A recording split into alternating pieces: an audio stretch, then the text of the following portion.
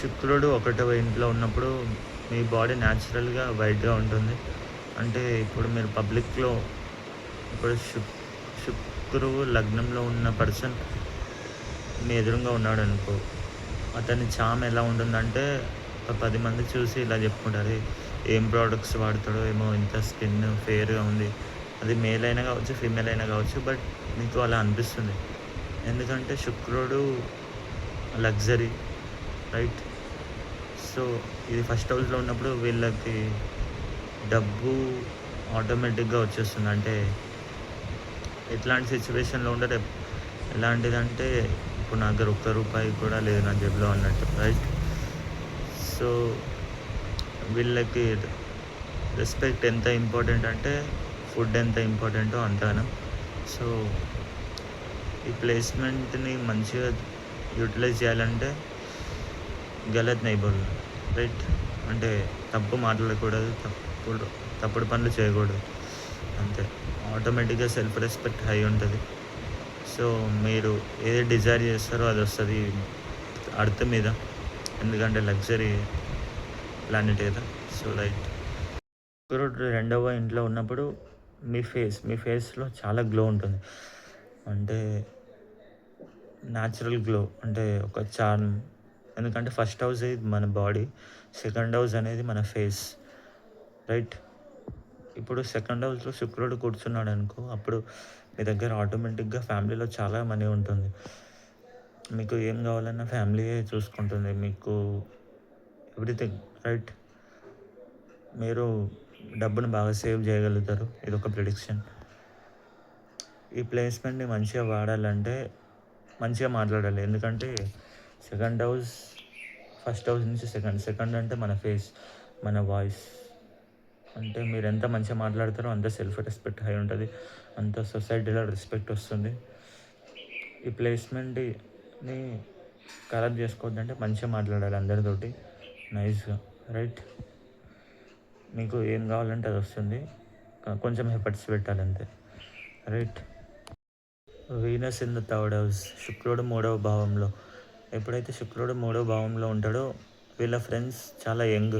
అంటే ఇప్పుడు ఈ పర్సన్ 20 ఇయర్స్ అనుకో, వీళ్ళ ఫ్రెండ్స్ ఎట్లా అంటే 16, 17 ఇయర్స్ వాళ్ళు ఉంటారు, right? Venus in the third house అంటే third house is about neighbourhood. Friends young ఉంటారు ఫస్ట్ ఆఫ్ ఆల్. ఈయన ఎంత ఏజ్ ఎక్కువైనా కానీ ఫ్రెండ్స్ యంగ్ ఉంటారు. ఈ ప్లేస్మెంట్లో ఏంటంటే దానికి వచ్చే వైఫ్ చాలా హెవీ పర్సనాలిటీ ఉంటుంది.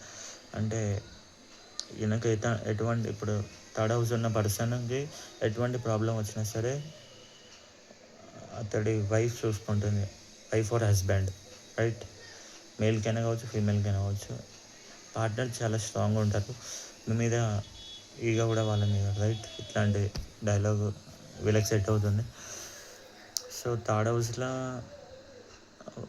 అంటే ఇప్పుడు మీకంటే యంగ్ పర్సన్స్ తోటి పార్ట్నర్షిప్ చేస్తే చాలా గెయిన్స్ ఉంటాయి లైఫ్లో, right?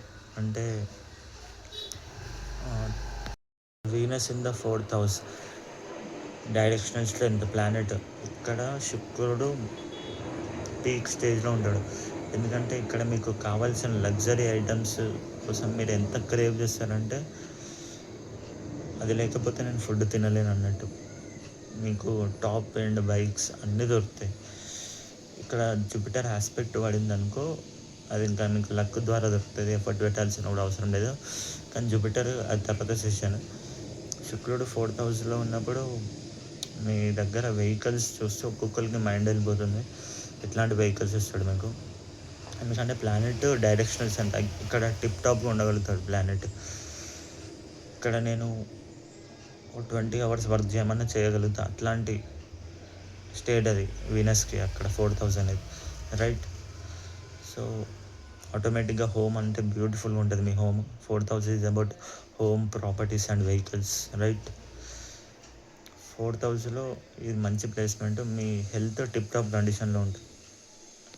Venus in the 5th house, ఈ ప్లేస్మెంట్ మంచిదే కానీ కొంచెం నెగిటివ్ సైడ్. ఎందుకంటే ఇట్లాంటి ప్లేస్మెంట్ ఉన్న వాళ్ళు చాలా రిలేషన్షిప్స్, మల్టిపుల్ అఫైర్స్ పెట్టుకుంటారు బయట.